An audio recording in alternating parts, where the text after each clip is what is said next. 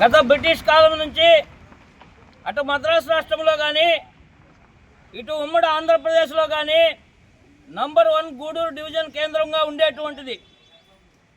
దాదాపు 19 మండలాలు, 22 పోలీస్ స్టేషన్లు, ఈ ప్రాంతంలో ఉన్నటువంటి అన్ని ప్రభుత్వ ఆఫీసులతో గూడూరు నియోజకవర్గం కళకళలాడుతూ ఉంటే దాన్ని ఇక్కడ వచ్చినటువంటి కొంతమంది నాయకులు గూడూరు ప్రాంతాన్ని విభజించి 8 మండలాలుగా గత ప్రభుత్వంలో తీసుకున్నటువంటి వైఎస్ఆర్సీపీ ప్రభుత్వము నిర్ణయం మంచిది కాదు.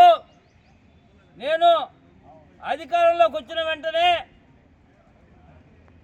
గూడూరు నియోజకవర్గాన్ని తిరుపతి జిల్లాలో కాకుండా నెల్లూరు జిల్లాలో కలిపి సంపూర్ణంగా నెల్లూరు జిల్లాలోనే ఉండేటట్లుగా గూడూరు నియోజకవర్గాన్ని మొత్తాన్ని చూస్తానని చెప్పి యువగళం పాదయాత్రలో హామీ ఇచ్చినటువంటి యువనేత నారా లోకేష్ గారు నేనేమి తక్కువ తిన్నానో జగన్మోహన్ రెడ్డి కంటే అన్నట్టుగా ఆయన 8 మండలాలు చేశారు, నేను 3 మండలాలు చేస్తున్నా అని చెప్పినటువంటి సందర్భం.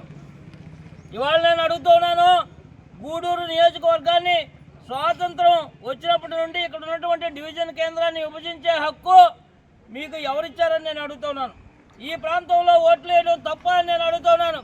ఈ ప్రాంతంలో ఉన్నటువంటి అధికారులు కానివ్వండి, అదేవిధంగా ఈ ప్రాంతంలో ఉన్నటువంటి పరిపాలన దక్షుల్లో అయినటువంటి ఎంతోమంది నేతలు ఉన్నారు, కనీసం ఒక్కరు కూడా దీని మీద స్పందించినటువంటి పరిస్థితి లేనే లేదు. ఇవాళ నేను అడుగుతున్నాను, గూడూరు డివిజన్ కేంద్రాన్ని మార్చేందుకు మీరు ఎందుకు తాతాలాడుతూ ఉన్నారని నేను అడుగుతున్నాను. పోయిన వారంలో 250 ఎకరాలు రిజిస్ట్రేషన్ చేసుకోవడం జరిగింది. సీలింగ్ భూములు అడ్డగోలుగా జీవోలు ఇచ్చి చిలకూరు మండలంలో ఉన్నటువంటి భూములన్నింటినీ దోచేస్తూ ఉన్నారు. 13,000 ఎకరాలు సీలింగ్ భూములు ఉన్నాయి కాబట్టి అవన్నీ కాపాడాల్సినటువంటి పరిస్థితి ఉంది. 12,000 ఎకరాలు సెదలకు ఇచ్చారు. ఏ సెదలో అయినా సరే ఏ ఒక్కడికైనా ఉద్యోగం ఇచ్చారా అని అడుగుతూ ఉన్నటువంటి సందర్భం. ఇవాళ జరిగేటువంటి అవినీతి అంతా కూడా ఈ రెవెన్యూ డివిజన్లోనే జరుగుతుంది కాబట్టి ఈ రెవెన్యూ డివిజనే లేకపోతే ఇక్కడ అడిగేటువంటి పరిస్థితి ఉండదు. రెవెన్యూ డివిజన్ ముందర ఎవరు ధర్నా చేసేటువంటి కార్యక్రమం ఉండదు. వీళ్ళంతా నెల్లూరు పోయి చేసేటువంటి పరిస్థితి ఉండదు. మనం అవినీతికి మనకి అడ్డే లేకుండా పోతుంది అని చెప్పేసి కుట్ర జరుగుతూ ఉన్నటువంటి సందర్భంలో కాంగ్రెస్ పార్టీ ఇక్కడ గూడూరుని జిల్లా చేయాలని చెప్పి మేము ఎన్నో రోజుల నుంచి అడుగుతూ ఉన్నాము. జిల్లా చేయకపోగా కనీసం డివిజన్ కేంద్రం కూడా లేకుండా చేసేటువంటి పరిస్థితులు వచ్చింది. కాబట్టి దీన్ని వెంటనే కాపాడాలి. గూడూరు నియోజకవర్గాన్ని యథావిధిగా కొనసాగించాలి. ఆ నియోజకవర్గాన్ని నెల్లూరు జిల్లాలోనే కలపాలని చెప్పి ప్రధాన డిమాండ్.